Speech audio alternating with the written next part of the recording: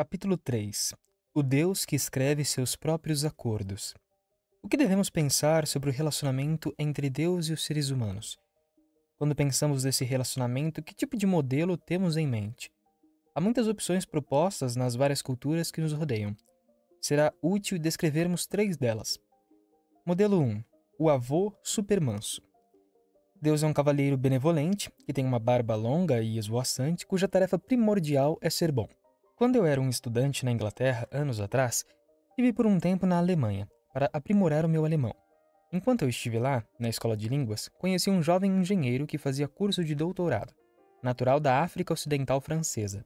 Porque eu fora criado falando francês e ele era da África Ocidental Francesa, saíamos de vez em quando, umas 2 vezes por semana, para tomar uma refeição juntos e conversar no idioma em que nos sentíamos mais à vontade, francês em vez do alemão, que estava nos causando dores de cabeça. Quando eu conheci um pouco mais, descobri que ele era casado e que sua esposa estava em Londres estudando medicina, enquanto ele estava na Alemanha estudando alemão, para voltar a concluir seus estudos de doutorado em engenharia mecânica numa universidade alemã. Logo descobri que, uma vez por semana, ele ia ao bairro de prostitutas e pagava para ter uma mulher. Por esse tempo, eu já o conheci bem. Por isso, certa noite, quando saíamos para uma refeição, lhe perguntei: "Não quero ser muito intrometido, mas o que você diria se descobrisse que sua esposa está fazendo algo semelhante em Londres?" "Ah, eu a mataria", ele respondeu. Eu lhe disse: "Ora, isso parece um padrão duplo." "Sim", ele respondeu. "Mas você tem de entender. Na parte do mundo de onde eu vim, em nossa estrutura tribal, ela estaria me desonrando. Seria uma questão de honra. Eu teria de matá-la. Mas você me disse que foi educado na escola de uma missão. Você aprendeu a Bíblia. Você sabe que o Deus da Bíblia não é injusto. Ele não tem um conjunto de padrões para os homens e um conjunto de padrões para as mulheres. Deus é bom", ele respondeu. "Ele certamente perdoará. Esse é o seu trabalho." Na verdade, meu amigo estava citando as palavras de Catarina, a Grande. É uma grande afirmação para nos livrar de uma situação difícil e para nos esquivar de qualquer tipo de culpa, não é? Esse é um tipo de modelo do relacionamento entre Deus e os seres humanos. Deus é um avô supermanso cujo trabalho consiste em ser bom e perdoar-nos. Modelo 2. Deísmo. Deus é espetacularmente grande. Pense nas eras incalculáveis necessárias para viajarmos de galáxia a galáxia à velocidade da luz. Quantas galáxias existem? Onde é o final? E Deus fez tudo isso. Ele é maior do que tudo isso, incalculavelmente grande, transcendentemente glorioso. Então é claro que não podemos esperar que ele se preocupe com nossa existência insignificante nesse mundo. Temos tanta importância para ele como uma nanopartícula tem para nós. Ainda que tenhamos alguma preocupação genuína com os animais de nossa chácara, não damos a menor importância para os vermes da terra. Por que Deus se importaria conosco? Ele pode ter colocado todo o universo a funcionar como um grande relógio antiquado, mas agora o universo está funcionando sozinho, sem qualquer ação de Deus, fazendo tudo por si mesmo. Nem o modelo do deísmo, nem o do avô se harmoniza com a Bíblia. É verdade que, de acordo com a Bíblia, Deus criou todas as coisas. Além disso, ele é grande, transcendentemente glorioso, mas ele também é descrito como pessoal, um ser que interage e fala com as criaturas que criou à sua imagem, sendo intimamente interessado nas coisas delas e considerando-as responsáveis para com ele. Descobriremos que Deus, conforme descrito na Bíblia, é incalculavelmente amoroso, embora, ao mesmo tempo, totalmente santo, de tal modo que, ao confrontar a rebelião, o pecado e tudo o que é perverso e mau, ele se mostra irado. E não há outra palavra para descrever sua atitude. Portanto, o Deus do primeiro modelo, que é bastante comum, não pode ser harmonizado com a Escritura, porque ele é apenas bonzinho, não há justiça nele, nenhuma virtude moral, nem o julgamento, nem a simples paixão de ser Deus e de ser reconhecido como Deus. O modelo do avô nos coloca no centro do universo e a função de Deus é amimar-nos ali. Isso é chamado de idolatria. O segundo modelo não pode ser harmonizado com a Escritura porque retrata Deus como muito distante, muito desinteressado, muito impessoal. Deus é mostrado na Bíblia como intensamente pessoal e totalmente soberano. Podemos considerar outro modelo do relacionamento entre Deus e os seres humanos. Modelo 3. Troca de favores. Este é um modelo muito comum no mundo do politeísmo, ou seja, nas religiões em que há deuses múltiplos. Esses deuses são todos finitos. Todos eles têm personalidade e muitos deles têm suas peculiaridades, fraquezas, males, excentricidades, pecados e necessidades. Eles possuem também suas esferas de interesse, seus domínios de operação. Portanto, a maneira como a religião pagã funciona é assim. Você vai ao templo do Deus específico e lhe oferece o tipo de coisa que ele quer. Você faz um favor para esse Deus oferecendo-lhe um sacrifício específico, ou fazendo uma doação ao seu templo, ou envolvendo-se em algum ritual prescrito. Assim, talvez esse Deus lhe dê o que você quer. Então, no século I, você quer fazer uma viagem segura pelo mar no mundo do Mediterrâneo? Você se dirige ao templo de Netuno, o deus do mar. Oferece os sacrifícios apropriados, espera e ora que Netuno mantenha o mar calmo e você tenha uma viagem tranquila. Você precisa fazer um discurso importante para os seus acionistas? Então, você recorre ao deus da comunicação, Hermes, no mundo grego, e Mercúrio, no mundo latino. Você oferece os sacrifícios apropriados, faz um favor àquele deus e ele lhe faz de volta um favor.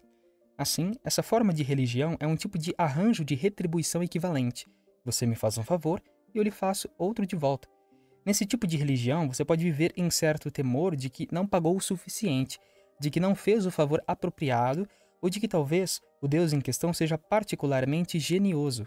Temos de reconhecer que alguns cristãos também pensam que seu relacionamento com Deus é do tipo troca de favores.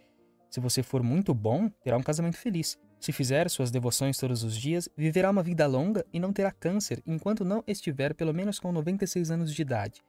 Se você for honesto no trabalho, não perderá seu emprego como acontece com outras pessoas que merecem perdê-lo mais do que você. Se você sempre fizer suas orações, seus filhos nunca se rebelarão. E um dia você irá para o céu. Você me faz um favor e eu lhe faço de volta um favor. O problema nesse modelo é que ele pressupõe que o Deus da Bíblia tenha necessidades. Você precisa oferecer-lhe algo que ele precisa, e por isso quer. Essa é a razão pela qual na religião a abordagem em troca de favores é um sistema de permuta.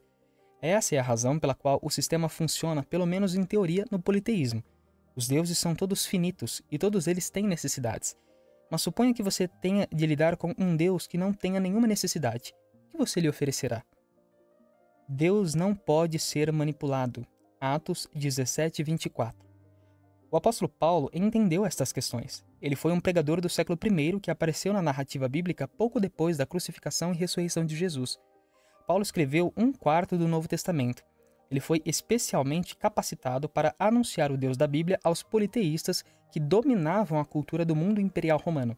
Por isso, nós o encontramos, por exemplo, na grande cidade de Atenas, explicando cuidadosamente que existe um único Deus, que não pode ser manipulado e que esse entendimento faz grande diferença. Naquele tempo, Atenas tinha a reputação de ser a mais erudita cidade do mundo romano, seguida por Alexandria, no Egito. Quando apresentou sua mensagem a alguns filósofos e mestres em Atenas, Paulo explicou a eles o que sustentava ser a verdade. O mundo dos atenienses era um mundo de deuses, e a natureza de sua religião era troca de favores. Mas Paulo lhes disse: o Deus que fez o mundo e tudo o que nele existe, isso mostra Paulo afirmando o ensino bíblico de Gênesis 1 e 2 sobre a criação, sendo ele Senhor do céu e da terra, não habita em santuários feitos por mãos humanas. Paulo não pretendia dizer que Deus não poderia se revelar em um templo se resolvesse fazer isso. O que Paulo pretendia dizer era que Deus não podia ser reduzido a um templo sendo manipulado e controlado por uma classe sacerdotal. Não podemos colocá-lo em uma posição em que o controlemos para fazer a nossa vontade, oferecendo dinheiro a uma classe de sacerdotes conectados a um templo, os quais são, conforme se alega, peritos em descobrir o que os deuses querem. O Deus da Bíblia é muito grande para isso. Ele fez tudo o que existe. Ele é soberano sobre tudo e não pode ser manipulado. Deus não precisa de nós. Atos 17:25. Em seguida, Paulo disse isto: não é servido por mãos humanas como se de alguma coisa precisasse. Isso não é admirável? Deus não precisa de você, e certamente não precisa de mim. Ele não precisa de nossas bandas de louvor. Isso não é como se Deus chegasse à tarde de quinta-feira e começasse a dizer: oh, mal posso esperar até domingo, quando os rapazes deram um show com aquelas guitarras novamente. Estou me sentindo tão sozinho, preciso ser estimulado aqui. Ele não precisa de nossa adoração, não precisa de nosso dinheiro, não precisa de nós, não precisa de nada. Na eternidade passada, antes que existisse qualquer coisa, Deus estava lá. E ele era totalmente cheio de gozo e contentamento. Mesmo naquele tempo, ele era um Deus amoroso, porque na complexidade da unicidade de Deus, em categorias que veremos em momento oportuno, o Pai amava o Filho. Chegaremos a essas categorias. Havia uma distinguibilidade em Deus. Ele não criou seres humanos porque estava sozinho e pensou: meu trabalho como Deus será mais agradável se eu fizer 1 ou 2 portadores de minha imagem que me afaguem de vez em quando. Ele não precisa de nós. Nesse sentido, Deus não pode ser comparado com os deuses finitos e necessitados do politeísmo. Não me entendam mal. O fato de Deus não precisar de nós não significa que ele não nos corresponda, que não se deleite em nós, que não se satisfaça em nós. Ele nos corresponde, mas isso não motivado por alguma necessidade intrínseca em seu ser ou caráter, e sim por total determinação de suas perfeições e vontade. Deus interage conosco não porque não preveja o futuro ou deixe as coisas saírem do controle ou por ter renunciado sua soberania ou nunca tenha sido soberano ou seja psicologicamente debilitado ou necessite de algo. Antes, é motivado pelas perfeições de tudo que ele é, com todas as suas características e atributos. Ele sempre corresponde em harmonia com todos os seus atributos. Ele nunca é menos do que Deus. Você pode imaginar quão difícil foi para Paulo comunicar essa verdade para aqueles acadêmicos sofisticados cuja noção de religião estava presa a uma forma de politeísmo do tipo troca de favores? Nós precisamos de Deus. Atos 17 e 25. Para acentuar ainda mais a distinção entre Deus e os deuses dos atenienses, Paulo acrescentou: Ele mesmo é a quem todos dá vida, respiração e tudo mais. Deus não precisa de nós, mas nós precisamos dele. O ensino de Paulo procede diretamente de Gênesis 1 ao 3. Somos dependentes de Deus quanto à vida, respiração e tudo mais. Quando o Senhor Jesus esteve na terra, ensinou que nenhum pardal cai do céu sem a aprovação de Deus, e que até os cabelos de nossa cabeça estão contados. Em meu caso, isso significa que Deus está fazendo uma conta de subtração rápida, e Ele conhece todos os meus cabelos, até os que desaparecem. E cada respiração eu a tenho por permissão de Deus. Sou dependente dele. Paulo nos lembra quanto à vida, à respiração e tudo mais. Quanto ao alimento, quanto à saúde. Sou uma criatura totalmente dependente. Eu não sou o Criador. Então, como você pode ter um relacionamento com este Deus? Ele não é um avô supermanso. Além disso, ele não está muito longe em segurança. Ele é intensamente pessoal, mas não tem nenhuma necessidade. Isso significa que não temos nada para trocar com ele. A única razão por que ainda estamos aqui é que Deus permite que isso aconteça. Na semana passada, um de meus amigos que ensinava em um seminário de Dallas, um bom amigo, um professor de Novo Testamento, autor de livros importantes, pai de 3 filhos, um é missionário na Sibéria, o outro na Rússia e o outro no Afeganistão, estava correndo. Ao voltar para casa, deitou-se e morreu. Ele não pôde fazer nada quanto a isso. Se o nosso coração continua batendo, isso acontece porque Deus permite. E se ele diz, venha para casa, meu filho, está na hora, seu trabalho está terminado, você vai. Ou, se ele diz, louco, nesta noite pedirão a sua alma, você morre. Como você barganhará com um Deus assim? Ó Deus, eu lhe darei 10%, mas ele possui você e tudo que você é e tem. Senhor, eu me tornarei um missionário, serei um diácono melhor na igreja. Você está tentando subornar a Deus? Isso o tornará uma pessoa melhor? Não. Só há uma maneira de termos um relacionamento com esse Deus, se ele nos mostrar graça soberana. Não temos nada que possamos trocar com ele. A maneira como a graça soberana, a decisão de Deus de ser gracioso para algumas pessoas, age na Bíblia, pode ser vista em várias estruturas diferentes. Às vezes, Deus promete graciosamente fazer alguma coisa, para que as pessoas aprendam a crer no que ele diz, creiam em sua palavra e anseiem pelo que ele fará. Às vezes, Deus entra em acordos formais com elas. Esses acordos formais são chamados alianças. Acho que podemos pensar nas alianças como um tipo de contrato, um acordo legal. Exceto que os contratos modernos são negociados por ambas as partes. Na Bíblia, as alianças refletem muitas vezes alianças que eram bem conhecidas no mundo antigo. Em alguns casos, um superpoder regional impunha uma aliança a um estado vassalo. A aliança era toda de cima para baixo. Isso se aplica igualmente a Deus. Ele é o Deus que escreve seus próprios acordos, suas alianças, e nisso sua graça é espetacularmente manifestada. A Bíblia fala sobre várias alianças que Deus estabeleceu. Começaremos com a aliança feita com Abraão. Gênesis 12. O que aconteceu nos capítulos intermediários, ou seja, entre Gênesis 3 e 12, não é agradável. Abominações se multiplicaram até que Deus destruiu quase tudo no planeta por meio de um dilúvio. Somente algumas poucas pessoas foram poupadas, e o líder Noé ficou bêbado prontamente. No capítulo 11, a rebelião está crescendo pela terra novamente, um desafio a Deus. E agora, em Gênesis 12, lemos, disse o Senhor a Abrão, seu nome foi depois mudado para Abraão. Continuarei chamando-o de Abraão. Sai da terra da tua parentela, da casa de teu pai, e vai para a terra que te mostrarei. Gênesis 12, 1. Nesse tempo, Abraão vivia em um lugar chamado Ur, na antiga Babilônia. Depois, ele se mudou para uma cidade chamada Harã. Agora, Deus estava lhe dizendo que fosse para um lugar que se tornaria a terra de Israel. Deus prometeu a ele 3 coisas. De ti farei uma grande nação, e te abençoarei, e te engrandecerei o nome. Sê tu uma bênção. Abençoarei os que te abençoarem, e amaldiçoarei os que te amaldiçoarem. Em ti serão benditas todas as famílias da terra. Gênesis 12, 2 e 3. Isso é uma promessa. Mais tarde, a promessa foi acrescentada de detalhes. Os descendentes de Abraão seriam tão numerosos como a areia do mar. Um filho foi prometido a Abraão, e esse filho prometido, por meio de quem viria todas as bênçãos, nasceria quando Abraão estivesse em idade avançada. Nessa altura, Abraão já tinha 75 anos. Sua esposa também estava envelhecendo, mas a promessa era que o filho viria da união de Abraão e sua esposa Sara. Abraão atravessou períodos de dúvida e incerteza. Ele tentou facilitar as coisas dormindo com outra mulher. É uma história desagradável, mas por fim Deus cumpriu sua promessa. Eles tiveram um filho chamado Isaque. No devido tempo, Isaque casou e sua esposa deu à luz 2 filhos. Antes de os meninos nascerem, Deus falou à mãe: "Você tem gêmeos em seu ventre. Deixe-me dizer-lhe, o mais velho servirá ao mais novo." Naquela cultura, esse arranjo não seria normal, mas Deus escolheu, em sua soberania, o mais novo antes mesmo que os meninos tivessem feito bem ou mal. Motivado por sua graça soberana, Deus escolheu um acima do outro e predisse o que aconteceria.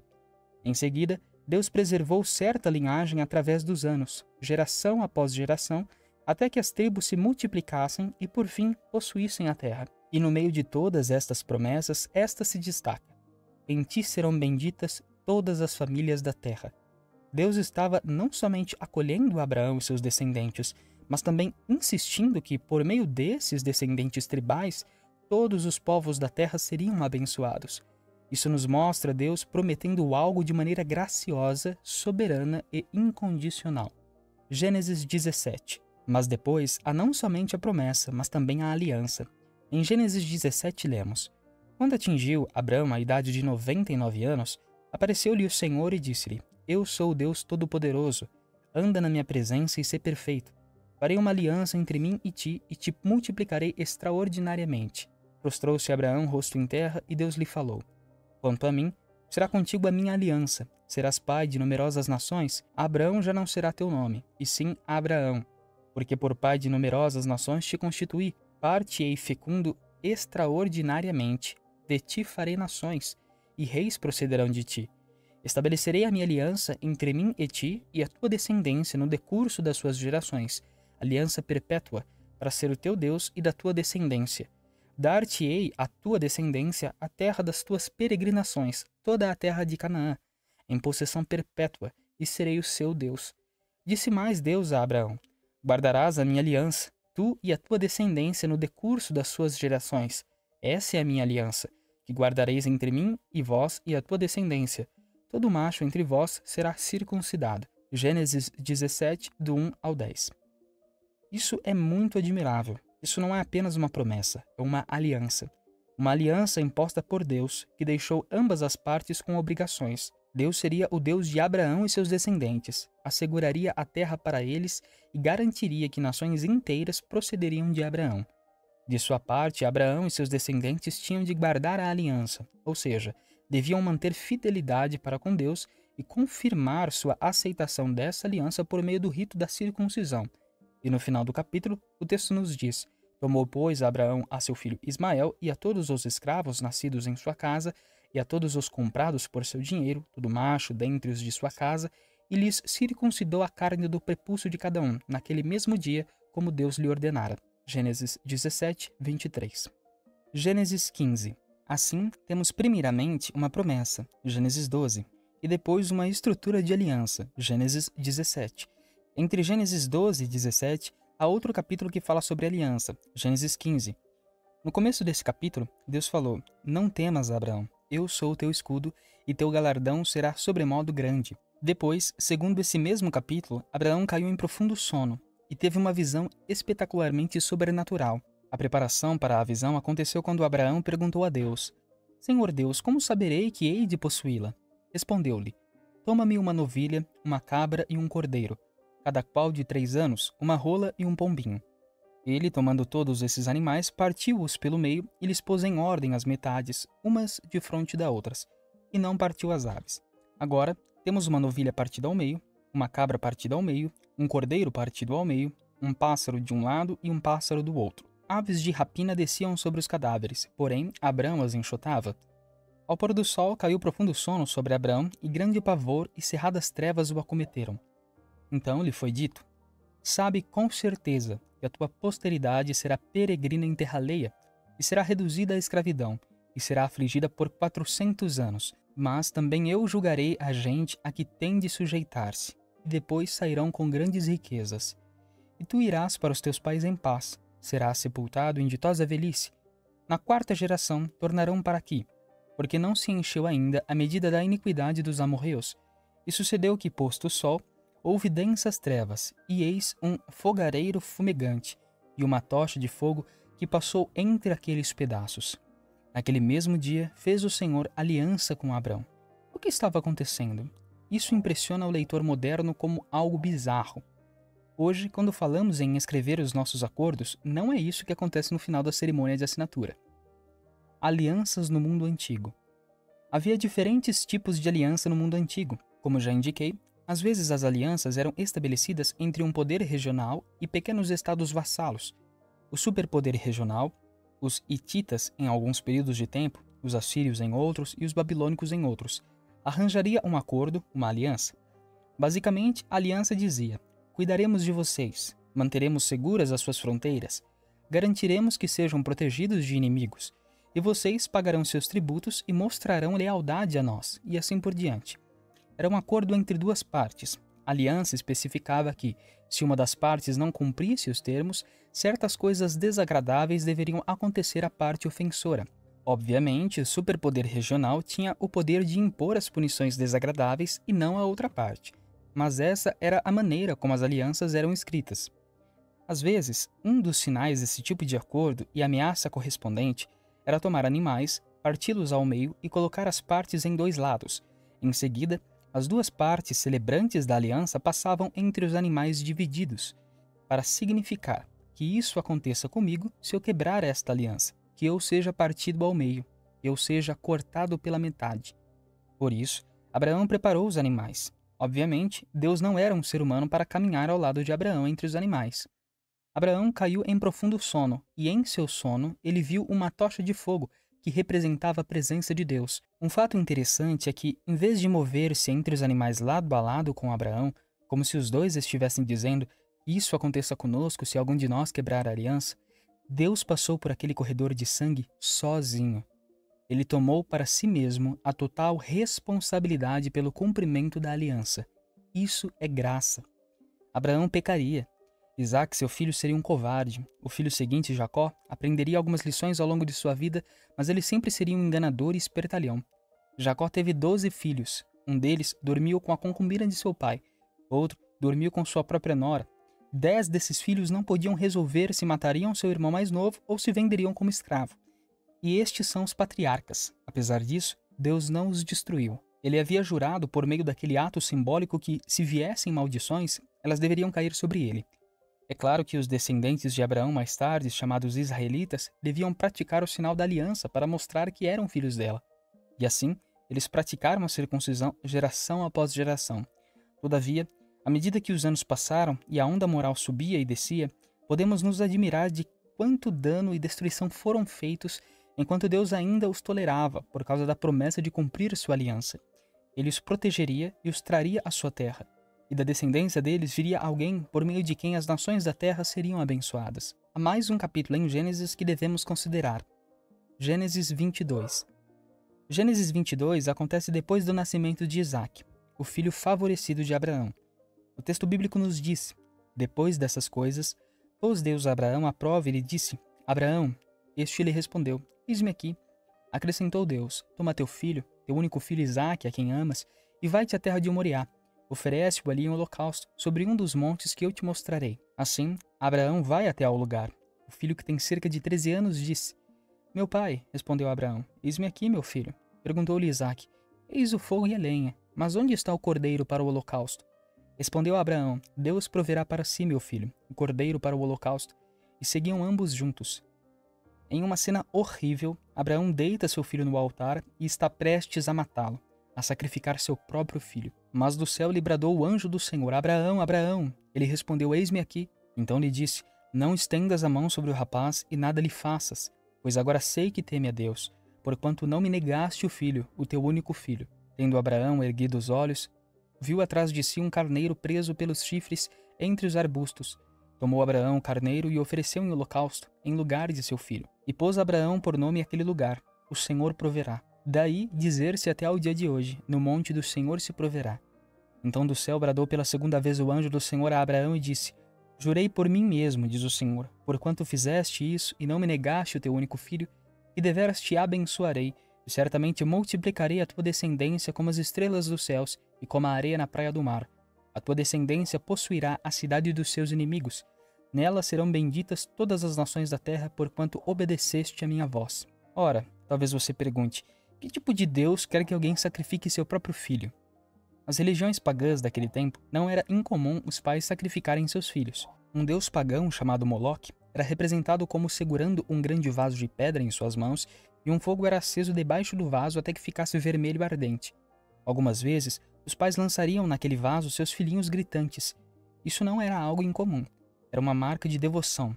Mas o principal ensino desse relato de Gênesis é que isso não é o que Deus quer.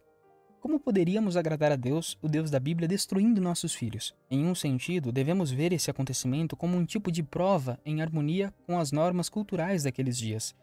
Você tem para comigo o tipo de confiança que os pagãos parecem ter em seus deuses falsos e assassinos, aos quais eles estão dispostos a sacrificar seus próprios filhos? Mas quando chega o momento crucial, Deus diz na realidade: Você não entende?